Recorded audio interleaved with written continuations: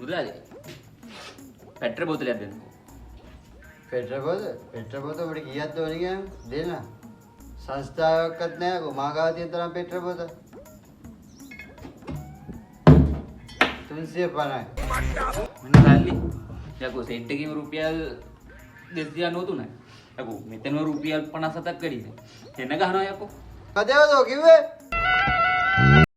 බරඩු ඉරාන්ට missile එකක් ගහලානේ. අම්මට සිරි. තෙල් කේස් එකක් අදින්න හොඳම වෙලාව. වරෙල්ලකවද? මුදලාලි. තෙල් බෝතලයක් දෙන්නකෝ. කන්දෝඩ බයික් එක හිටියා කියන්නකෝ. තෙල් ඉරාන්ට මිසයිල් එකක් ගහ. තෙල් නෑ. ලෝක තෙල් වලට පොඩි අර්බුදයක් කියලා තියෙනවා. දැන් තෙල් නෑ. තෙල් පෙට්‍රල් බිඳුවක් අද. බා තෙල් නෑ. මේ කළු මුදලාලි. මිසයිල් එක විරාජනේ. තමුසේ කලිය නෙමෙයිනේ. තමුසේ කිව්වා තෙල් සංස්ථාවෙන් නැති තෙල් මෙතන තියෙනවා කියලා. කළු මුදලාලි. තමුසේ මේ සෙට් එකෙන් මේ තෙල් අරගෙන එළ මෙතන තියාගෙන රුපියල් 57ක් වැඩියෙන් තියාගෙන තෙල් ඉතුරු.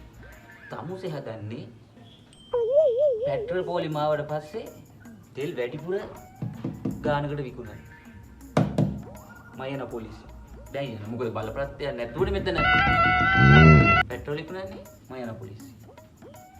හරි බං ඒ අපි දෙන්න අතර මොකද්ද මොකක් ප්‍රශ්නේ නෑ මම ඔබට තෙල් බෝතලේ නිකන් දෙන්න මේ සල්ලි ඕනේ නෑ ඔබ මේ පොලිසියේ යන්න එපා බං දැන් ඔබ තෙල් නැහැ කිව්වනේ කළු මුදලාලිය.